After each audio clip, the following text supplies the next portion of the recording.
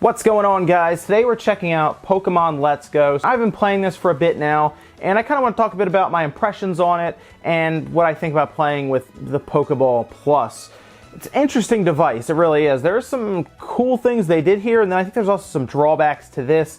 And I'm also going to tell you about some of the good things about this game and some of the stuff that aren't so good. So let's first talk about this Poké Ball Plus, and to do that, I have to kind of run into the wild, or just the grass, I guess, and run into some wild Pokemon, because that's really where this comes into use. So here's a Psyduck. We're going to run straight into the Psyduck, and then it does turn kind of into Pokemon Go, essentially, where you are throwing a Pokeball, and to do that, you can use this Pokeball Plus. So you select it, you throw the ball, it hits, and then this thing's actually kind of cool because it will actually make noise. So it'll play the Pokemon's kind of roar that they have. It'll light up because these are RGB lights that are in there. And it'll make all kinds of different colors and stuff that take place, which is pretty cool. So like that feature I like. I like the idea of it kind of making noise while things are happening. The center light will change to all kinds of colors. Like if the Pokemon breaks out of the ball, it'll be all red, for example. And it'll just change colors as you capture different Pokemon. So let's run into Spearow here. And in order to throw that ball, you have to have that throwing motion. So that's why they have that strap. Something I've noticed, though, it can be slightly delayed from when you do this to when it actually happens on screen. So you have to kind of be sure of that. So we broke out, it was red.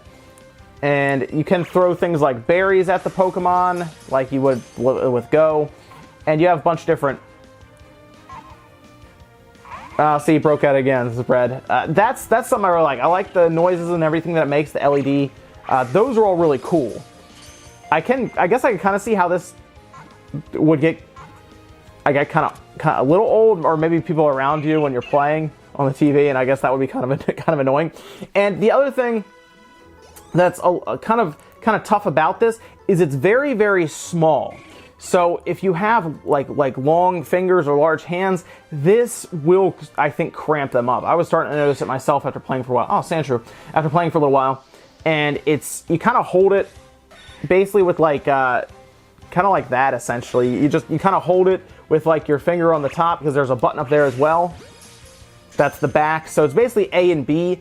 And that's another issue you run into. Sometimes navigating some of the windows that you're going through, like there's no plus button or no real Y button, so hitting those options are kind of tough. You can play the entirety of this game just with this Pokeball. It is possible. You just might have to take some extra steps when going through the menu.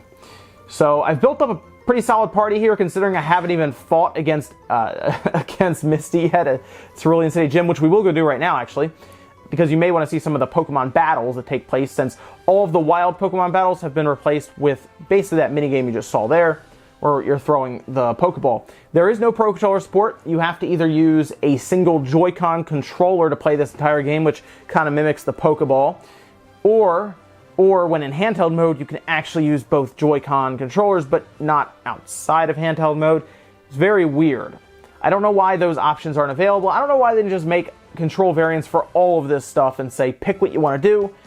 I'm not sure why they didn't do that. I would like to see a patch that does that. You know, if you want to use the Pro Controller, there you go, you can do that, right? If you want to use two Joy-Con controllers in the grip, you can do that as well.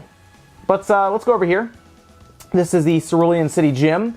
Now, when you walk in, there absolutely is a guy right here that does tell you a requirement for getting in, but it's not tough. It's requirements you would show up with anyway. So like with Brock, they wanted you to have a grass-type Pokemon, which on the way to Pewter City, there's grass Pokemon all over the place, right?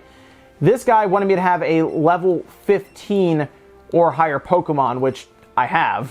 Like, I have, all of them are, because, this is very important, there is experience share across your party. So when you are capturing a Pokemon, as soon as you do that, everyone in the party gets that experience. So it is very easy to level up quickly, like rapidly. And this is in like the early parts of the game, right? When you get, I assume, further in and towards the end, it's probably very easy to level up your Pokemon if you capture one, or you have one that's like level 10, and you're towards the end when you're capturing much higher level Pokemon, then yeah, I assume at that point you're going to be leveling even faster. I have Ivysaur kicking things off at the front of the party, and I have Pikachu here, but I'm going to go with Ivysaur. I do have that Mew that you get for the Pokeball. That's kind of a shame if I think that's the only way to get it. It's kind of a shame if they lock it behind a $50 ball or a $40 ball, I guess, if you buy it with the pack. It would have been more fun, I think, if they had done like a nod to some of the rumors back in the day. Maybe there is a truck at the end that you have to move, and maybe when you beat like the Elite Four, maybe Professor Oak gives you a key to the truck for some reason and you go move it, or you just, it's out there somewhere, you find it, you push it, and you get Mew. Because they have no problem giving you Mew in the beginning of the game anyway, so why not? We're moving into one of the battles here against Lily, apparently. And use Goldeen, and we'll throw out Ivysaur. And this is where it becomes more like the traditional Pokemon game, is when you're actually battling trainers, just not when you're battling wild Pokemon. Keep that in mind. So let me go through here, and we'll use Vine Whip and probably wipe out Goldeen very, very quickly. Yes, and it does make noises as attacks happen here as well, as you might be hearing through this microphone. So as I complete attacks, this will start making noises and everything. Let's see if Bulbasaur doesn't hurt himself in his confusion. And yeah, I've found this a couple times. You tend to find yourself sometimes over-leveled for the situation pretty quickly. And I know that's not new, because in other Pokemon games you would probably grind away knowing what you're going to run into. But I noticed with the capturing Pokemon, because even when you beat this, like their Pokemon, they still share experience with your party. But when you're capturing wild Pokemon, your Pokemon can level up pretty quick. Just sitting there, you know, playing basically Pokemon Go. That will happen. Oh, he looks excited with the atmosphere of the gym. So this is where you would kind of play with Pikachu, and it's all motion controlled. So you have a little hand that I guess you're just, there you go. Okay, we're good. So you like pat him and pet him and everything. And there's a whole relationship you try to build with your Pokemon as well, with Pikachu, or I guess Eevee. Similar to what was in Pokemon Yellow, because this is technically a remake of Pokemon Yellow. So yeah, they want to do that. You would have the same thing where you could turn around and see how Pikachu was feeling about you, and that would affect certain things in the game. So again, Shelter, I do like, so some of the things I like about the game are they have this scale set up for Pokemon. So when you first go to Pewter City and you go to the gym, you see Brock, and then you see Onix, and Onix is massive. I ran into an Onix when I was going through Mount Moon, the caves and everything, and he is so much bigger than everyone else. So there is a sense of scale set up, which is kind of neat. So like, you'll know how big some of these Pokemon are when you run into them. They really are massive, which is just kind of a nice touch. When I'm in the battles here, I also realized something else. This is definitely not as good as it could look on the Switch. Specifically, when you're out in the woods and you're fighting Pokemon, go through Viridian Forest and you're fighting different people with their trainers. Look at the backgrounds in those battles.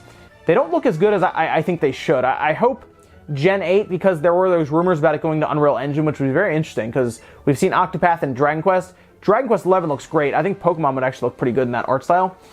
We've heard those rumors because this game is, I don't think it's pushing the Switch, which is odd because there are frame rate issues in the beginning, which is weird, especially in Viridian Forest, but I feel like this isn't pushing the Switch that hard.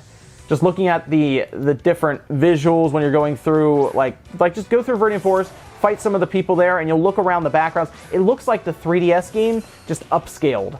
And there are rumors that they're just using that same engine and is not optimized as well for something like the Switch. But you'll have to let me know what you think about that, because I do look at some of this stuff and say, okay, they could have done better. And I'm hoping the extra time of this game releasing is giving them more time to do Gen 8. That's the hope. And then they're working on stuff like that. But we'll have to see towards the end of next year when that... We'll probably get a reveal at E3, I assume. Maybe even before then with a Direct. But Pokemon 2019 is going to be a very, very big Pokemon game.